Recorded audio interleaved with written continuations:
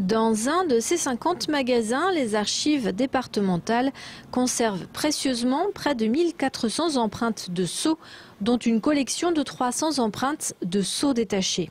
Il s'agit essentiellement de sceaux en cire, seules 4 bulles papales sont en plomb, des objets d'une grande fragilité et de grande valeur. Le sceau est un objet particulièrement fascinant.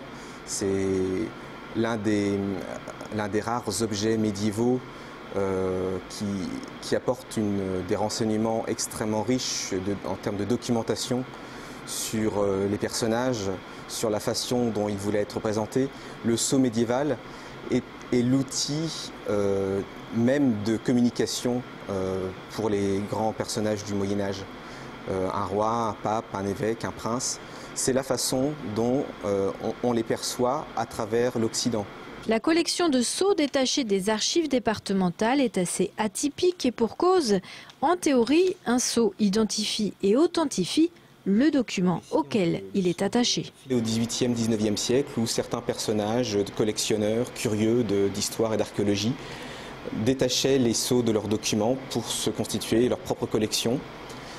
Parfois même, certains conservateurs du XIXe siècle faisaient de même parce qu'ils considéraient que c'était le meilleur moyen de les conserver.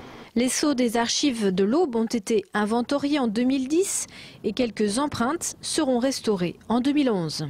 Le travail de restauration sur un sceau, comme d'ailleurs sur tout autre document ou même statut, a pour objectif de consolider le document, mais tout en conservant, tout en montrant les parties qui sont d'origine.